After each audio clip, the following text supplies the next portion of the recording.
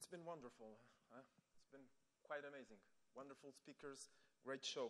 Well, my name is David, and I'm an ultra-atheist.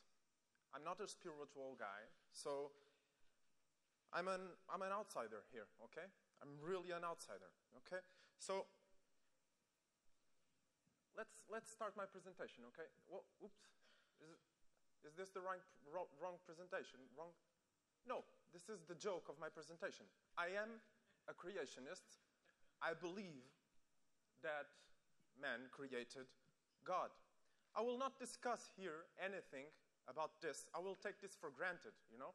I will not discuss arguments about the existence of God. Well, I'm taking this for granted, okay? I will present what is ultra-atheism, and I think it's pretty edgy, so I hope you will like it, okay?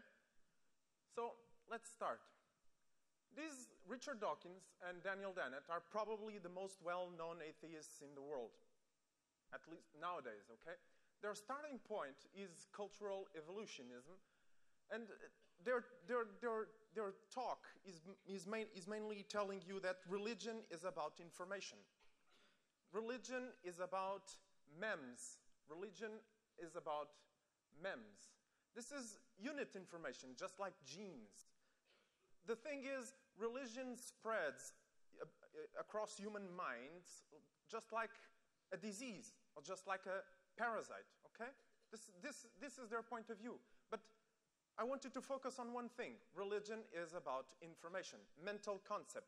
To Richard Dawkins, to Daniel Dennett, and mainly to the mainstream atheism. Well, I will not say nothing like that. Well, we are on the Champalimaud Foundation, and I believe this is really, really the hot spot to talk about this. We are what our brains are. We are what our brains are designed for. We have religions because our brains are designed to have them, because nature has designed us to produce certain kinds of cultural gadgets. And we only buy what we can buy. So we buy religions. We buy Christianism. We buy Judaism. We buy religion. And there is a biology. Supernatural beliefs are special cultural gadgets fabricated by human brains, and they spread among human minds based on epidemic models. This is what usually is said on atheism. But my question here is this. Is religion just a human phenomenon? I bet most of you think this is the truth. Religion is just a human phenomenon. Well, ladies and gentlemen, these are stromatolites around 4 billion years ago. By the way, this is a photo from Shark Bay in Australia. And what is fascinating in these structures is that they are built with hundreds of microorganisms that build those rocks, those structures. And what is really, really fascinating in these structures is that these microorganisms cooperate and they compete for their existence in some kind of a partnership. So they compete, they cooperate, and they recognize each other as partners. So that is the way life started 4 billion years ago, around that, okay? Evolution is everywhere. Every living being, from the cells in our brains to the cells that build an ant, are all of them designed by evolution. And this is what I've been talking about. Morality and ethics are also a product of evolution. We have here books like The Emotional Lives of Animals, Effective Neuroscience, The Foundations of Human and Animal Emotions, Good-Natured. Animals are good because they were designed for that.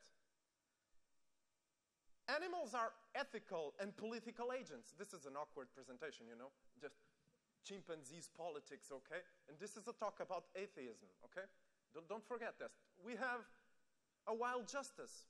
Dogs have a sense of justice, okay? This is scientific data, okay? You cannot doubt this, okay? Tendencies to deep altruism and societal cooperation are strategies for advancing the interests of one's genes. So basically, we are good because it really pays. We are good, we cooperate, because that's the way we found to survive. Okay? Every cells, now this is the awkward thesis. Every cells are collectives. Every cell in your body has a mitochondria, okay? This is a sign that around 4 billion years ago, a bacteria that was specialized in energy production exchanged its independence for a sheltered environment. So every cell is a collective. Everything we see is a collective. They were a cell, like it's said in the slide, they were formed from symbiotic collaboration between bacteria. Now, this is mind-blowing.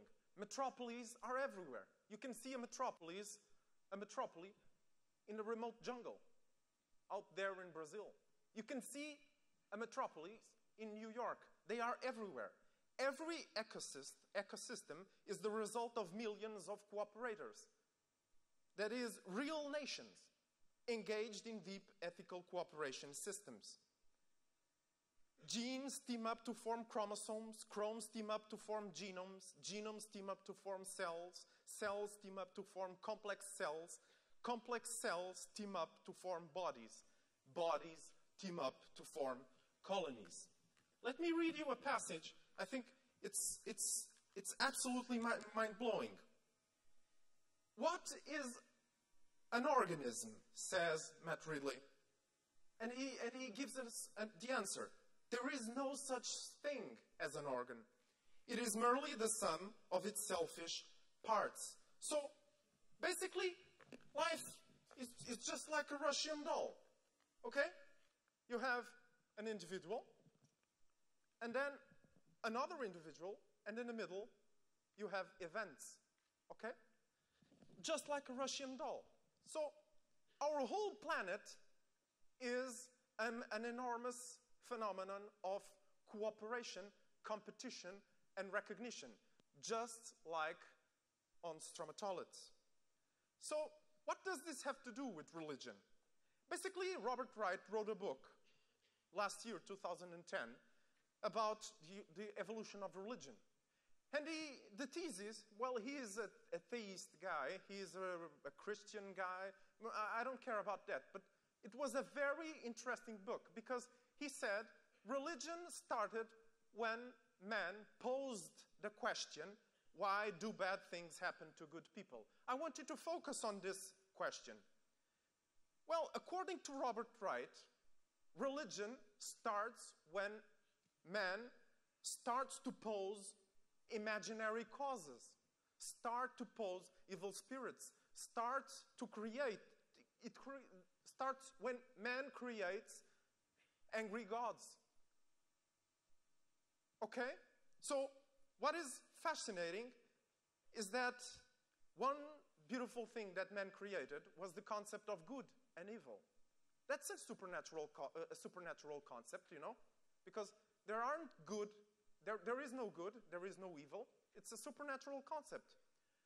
What is religious? Well, what is religion then? Religious behavior, according to me, can be defined as the act of adding something supernatural to what is natural. Just this. I want you to, just this. Religion is just this, the act of adding something supernatural to what is natural. You can explain religion on apes. Great apes. This is scientific data. They have a sense of spirituality. They have group awareness. They can do they are engaged in meaning making. They have a sense of belonging, empathy, a sense of common goals and values. It's an important word, values. Religion is always about values. What about what's wrong and what's good? No, religion is information. I agree with that. But what I don't agree is that it is only mental information. Religion is not only mental information. This is very awkward. This is odd. Well, I've been trying to show you that there is politics and that there is ethics, that there is ethical facts and political facts on stromatolites, on ant colonies. This is a political fact, a beehive. They are organized, they cooperate, they recognize each other, they negotiate. Why can't we see here a religious fact? I'm not saying that bees believe in gods. I'm not saying that bees believe in evil spirits. I'm not saying nothing like that.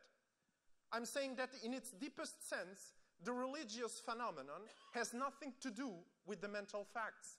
Its roots are grounded in a survival mechanism which creates a bound between the individuals, the life and of the totality.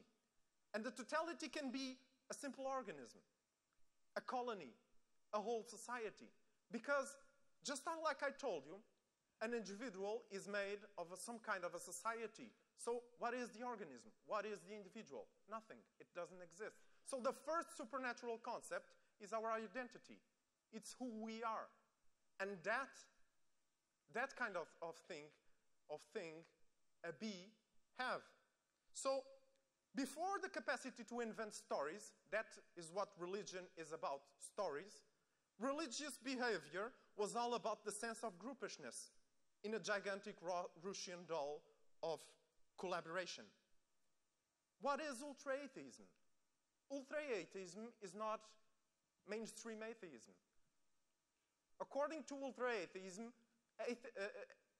believing in a God is believing in a story. But believing that there are good and evil, that there are identities, that there is a bunch of whole things that we are usually believing, that is religion. So, what is our motto? My motto is that there is no good, no God, no evil, no nothing. Just facts. Just facts made of events. Just that. There is no God, no good, nothing like that. So, please don't be spiritual. Please don't be spiritual. Please don't be religious. Please. See the world as it is. See cooperation as it is. See how beings compete. See how they recognize. This is a marvelous thing. Okay? Thank you very much. Drop me an email if you like this presentation. Thank you very much.